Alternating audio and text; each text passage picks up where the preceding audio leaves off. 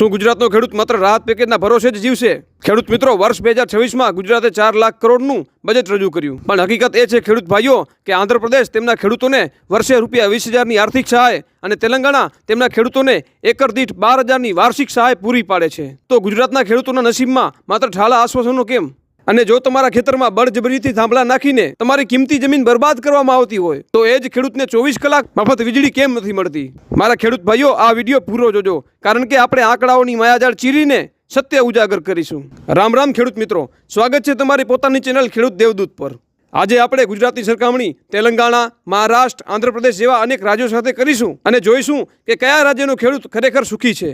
ખેડૂત ભાઈઓ, જો તમે પહેલી વાર આવ્યા હો તો ખેડૂતોના અવાજને મજબૂત કરવા અત્યારે જ આપણા ચેનલને સબસ્ક્રાઇબ કરો. હવે સર્વપ્રથમ તફાવતની વાત કરીએ રોકડ સહાય વિશે. ખેડૂત મિત્રો, સૌથી મોટો તફાવત રોકડ સહાયમાં જ છે. આંધ્રપ્રદેશમાં અન્નદાતા સુખી ભવ યોજના હેઠળ ત્યાંના ખેડૂતને વાર્ષિક ₹20,000ની ફિક્સ રોકડ સહાય મળે છે. આ યોજનામાં તેલંગાણા આ આંધ્રપ્રદેશથી પણ એક પગલું આગળ છે. તેલંગાણામાં રૈતુ ભરોસા યોજના છે. આ યોજનામાં તેલંગાણાના ખેડૂતોને એકર દીઠ ₹12,000ની વાર્ષિક સહાય મળે છે. એટલે કે જો તમારી પાસે 5 એકર જમીન હોય તો વાર્ષિક 12,000 × 5 એટલે કે 60,000ની રોકડ સહાય વાર્ષિક તમને મળે છે. અને જો તમારી 10 એકર જમીન હોય તો તમારે 12,000 × 10 એટલે કે 1,20,000ની વાર્ષિક સહાય દર વર્ષે મળે છે. હવે ગુજરાતમાં શું મળે છે? વર્ષ 2026ના બજેટ સત્રમાં પણ આવી કોઈ પણ જોગવાઈ આપણા ખેડૂતો માટે કરવામાં નથી આવી. હા, ગુજરાત સરકાર રાહત પેકેજ જાહેર કરે છે, એની પણ ઘણી મર્યાદાઓ હોય છે. જ્યારે નુકસાન થાય છે, જ્યારે વાવાઝોડાથી કે કુદરતી આફતથી નુકસાન થાય છે ત્યારે જ રાહત પેકેજ જાહેર કરવામાં આવે છે. પણ જો ખેડૂત મહેનત કરીને સારો પાક લે તો સરકાર તરફથી કોઈ પણ જાતનું પ્રોત્સાહન આપવામાં આવતું નથી કે રોકડ સહાય આપવામાં આવતી નથી. હવે વાત કરીએ પાક વીમાની.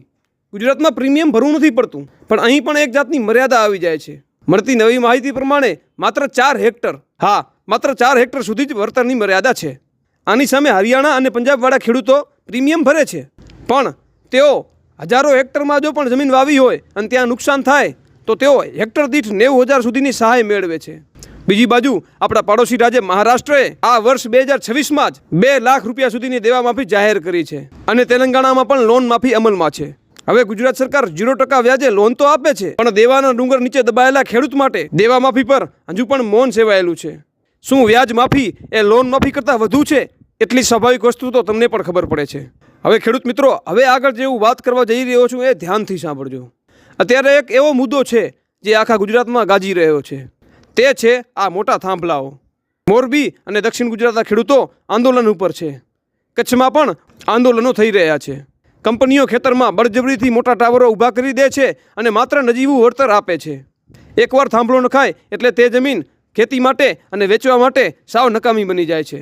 હવે અમારો એક સીધો સવાલ છે, જો દેશને રોશન કરવા માટે ખેડૂત પોતાની જમીન આપી શકે તો એ ખેડૂતને મફત 24 કલાક વીજળી કેમ નથી અપાતી? પંજાબમાં અને તેલંગાણામાં જો ખેતી માટે મફત વીજળી મળી શકતી હોય તો સમૃદ્ધ રાજ્ય એવા ગુજરાતમાં ખેડૂતે વીજળીના બિલ માટે અને દિવસે પાવર મેળવવા માટે શા માટે વલખા મારવા પડે છે? હવે ખેડૂત મિત્રો, નિષ્કર્ષ સાંભળી લો. નિષ્કર્ષ એ છે કે ગુજરાત ઇન્ફ્રાસ્ટ્રક્ચરમાં આગળ છે, પણ ખેડૂતના હાથમાં રહેતી રોકડની બાબતમાં ખૂબ જ પાછળ છે. 2026માં ખેડૂતો વતી આપણી આ 4 મુખ્ય માંગણીઓ હોવી જોઈએ. નંબર 1, આંધ્રપ્રદેશની જેમ વાર્ષિક ફિક્સ સહાય શરૂ કરો. નંબર 2, પાવર લાઇનના થાંભલા સામે ખેડૂતને તેની વ્યવહારિક માંગણી મુજબ રોકડ વળતર પૂરું પાડો. નંબર 3, ખેડૂતને 24 કલાક મફત વીજળીનો લાભ આપો. અને નંબર 4, પાક વીમામાં 4 હેક્ટરની મર્યાદાને હટાવીને વાસ્તવિક નુકસાન મુજબ વળતર આપો. હવે ખેડૂત ભાઈઓ, હજી પણ એવી ઘણી યોજનાઓ રહી ગઈ છે જેનો સમાવેશ અમે આ વિડીયોમાં નથી કરી શક્યા. જો તમને એ યોજના વિશે પણ જાણવું હોય તો આજે જ અમારા ચેનલને સબસ્ક્રાઇબ કરી નાખો અને બને એટલો આ વિડીયોને શેર કરો, જેથી કરીને તમારા પ્રશ્નો સરકાર સુધી પહોંચે. જય માતાજી, જય જવાન, જય કિસાન.